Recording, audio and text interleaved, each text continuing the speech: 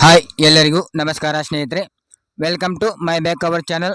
ನೀವು ನೋಡ್ತಾ ಇದ್ದೀರ ಕನ್ನಡ ಜಗತ್ತು ಅಥಣಿ ಚಾನಲನ್ನು. ಇವತ್ತಿನ ವಿಷಯ ಏನಪ್ಪಾ ಅಂತಂದರೆ ರೇಷನ್ ಕಾರ್ಡ್ ಒಂದು ಹೊಸ ಮತ್ತು ತಿದ್ದುಪಡಿಯ ಕುರಿತು.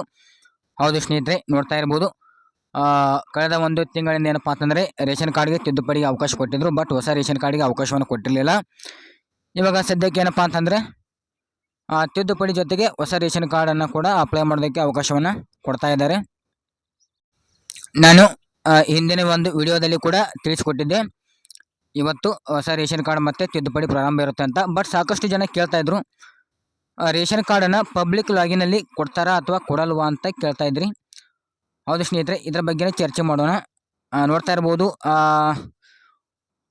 ಜುಲೈ ತಿಂಗಳಲ್ಲಿ ಏನಪ್ಪ ಅಂತಂದರೆ ತಿದ್ದುಪಡಿಗೆ ಯಾವುದೇ ರೀತಿಯಾದಂಥ ಪಬ್ಲಿಕ್ ಲಾಗಿನ್ಗಳನ್ನ ಕೊಟ್ಟಿಲ್ಲ.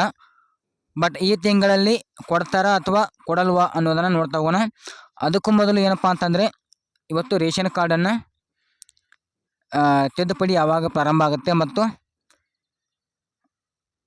ಮತ್ತು ಅರ್ಜಿಗಳನ್ನ ಯಾವ ರೀತಿಯಾಗಿ ಸಲ್ಲಿಸಬೇಕು, ನೀವು ಪಬ್ಲಿಕ್ ಲಾಗಿನಲ್ಲಿ ಅರ್ಜಿಯನ್ನು ಸಲ್ಲಿಸೋಕ್ಕೆ ಆಗುತ್ತಾ ಅಂತ ಇದರಲ್ಲಿ ನೋಡ್ತಾ ಹೋಗೋಣ. ಅದಕ್ಕೂ ಮೊದಲು ನೀವೇನಾದರೂ ಮೊದಲ ಬಾರಿ ನಮ್ಮ ಚಾನಲ್ ನೋಡ್ತಾ ಇದ್ದರೆ ಈ ಕೂಡಲೇ ಸಬ್ಸ್ಕ್ರೈಬ್ ಮಾಡ್ಕೊಳ್ಳಿ ಅಂತ ಹೇಳ್ತಾ ಬನ್ನಿ ನೋಡ್ತಾ ಹೋಗೋಣ. ಇನ್ನು ರೇಷನ್ ಕಾರ್ಡ್ ಒಂದು ತಿದ್ದುಪಡಿ ಕುರಿತು ನೋಡೋದಾದರೆ ಇಂದಿನಿಂದ ಏನಪ್ಪಾ ಅಂತಾರೆ 10ನೇ ತಾರೀಕಿನವರೆಗೆ, ಅಂದರೆ ಆಗಸ್ಟ್ ಇದೇ ತಿಂಗಳಲ್ಲಿ 10ನೇ ತಾರೀಕಿನವರೆಗೆ ನಿಮಗೆ ರೇಷನ್ ಕಾರ್ಡನ್ನು ತಿದ್ದುಪಡಿ ಮಾಡೋದಕ್ಕೆ ಮತ್ತೆ ಅವಕಾಶವನ್ನು ಕೊಟ್ಟಿದ್ದಾರೆ. ಇನ್ನು ಸಮಯ ನೋಡೋದಾದರೆ ಬೆಳಿಗ್ಗೆ 10 ಗಂಟೆ ಅಥವಾ 12 ಗಂಟೆಯಿಂದ, ಓಕೆನಾ, 10ರಿಂದ ಇಲ್ಲಾಂತ 10 ಗಂಟೆ ಸ್ಟಾರ್ಟ್ ಆಗಲಿ ಅಂದರೆ 12 ಗಂಟೆಯಿಂದ ರಾತ್ರಿ 9 ಗಂಟೆವರೆಗೆ ರೇಷನ್ ಕಾರ್ಡ್ ಒಂದು ತಿದ್ದುಪಡಿ ಪ್ರಾರಂಭ ಇರುತ್ತೆ. ಇನ್ನು ರೇಷನ್ ಕಾರ್ಡ್ನಲ್ಲಿ ನೀವು ಹೊಸ ಸದಸ್ಯರ ಒಂದು ಸೇರ್ಪಡೆ ಮಾಡೋದಾಗಿರ್ಬೋದು, ಹೆಸರು ತಿದ್ದುಪಡಿ ಮಾಡೋದಾಗಿರ್ಬೋದು, ಆಮೇಲೆ ಕುಟುಂಬದ ಒಂದು ಮುಖ್ಯಸ್ಥರ ಬದಲಾವಣೆ ಆಗಿರ್ಬೋದು, ಆಮೇಲೆ ರೇಷನ್ ಅಂಗಡಿಯನ್ನು ಬದಲಾವಣೆ ಮಾಡೋದಾಗಿರ್ಬೋದು, ಆಮೇಲೆ ಹೆಸರನ್ನು ಡಿಲೀಟ್ ಮಾಡಿಸೋದಾಗಿರ್ಬೋದು, ಆಮೇಲೆ ರೇಷನ್ ಕಾರ್ಡ್ KYC ಆಗಿರ್ಬೋದು, ಈ ರೀತಿಯಾದ ನೀವು ಏನಪ್ಪ ಅಂತ ರೇಷನ್ ಕಾರ್ಡ್ಗಳನ್ನ ತಿದ್ದುಪಡಿಯನ್ನು ಮಾಡಿಸ್ಕೋಬೋದು. ಇನ್ನು ಹೊಸ ರೇಷನ್ ಕಾರ್ಡ್ ಕೂಡ ಇವತ್ತು ಅಪ್ಲೈ ಮಾಡೋದಕ್ಕೆ ಬಿಡ್ತಾರೆ. ಬೆಳಿಗ್ಗೆ 10ರಿಂದ ಸಂಜೆ 6 ಗಂಟೆವರೆಗೆ ಯಾವಾಗ ಬೇಕಾದರೂ ಹೊಸ ರೇಷನ್ ಕಾರ್ಡಿಗೆ ಅರ್ಜಿಗಳನ್ನ ಬಿಡ್ಬೋದು.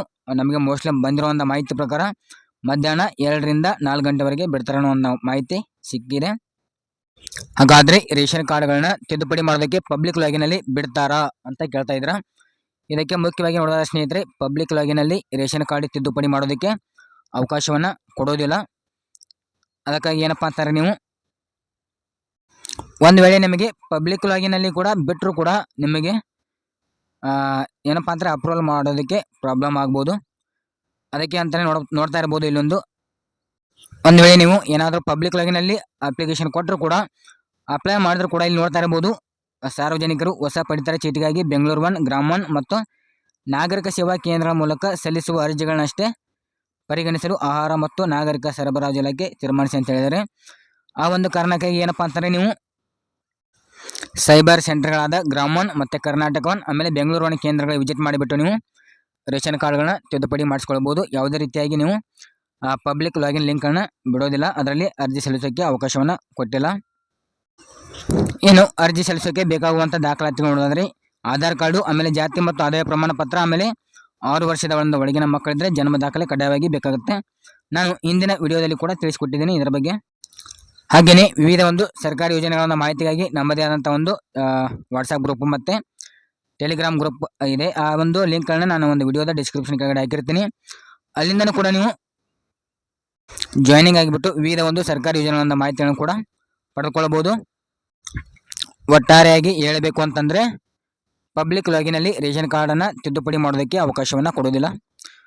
ಓಕೆ, ನೋಡಿದ್ರಲ್ಲ ಸ್ನೇಹಿತರೆ, ಈ ಒಂದು ವಿಡಿಯೋದಿಂದ ನಿಮಗೆ ಮಾಹಿತಿ ಸಿಕ್ತು ಅಂತ ಅನ್ಕೋತೀನಿ. ಈ ಒಂದು ವಿಡಿಯೋ ನಿಮಗೆ ಇಷ್ಟ ಆದರೆ ಹಾಗೆ ಲೈಕ್ ಮಾಡಿ, ಕಮೆಂಟ್ ಮಾಡಿ, ಶೇರ್ ಮಾಡಿ ಅಂತ ಹೇಳ್ತಾ ಈ ಒಂದು ವಿಡಿಯೋನ ಇಲ್ಲಿಗೆ ಎಂಡ್ ಮಾಡ್ತಾ ಇದ್ದೀನಿ.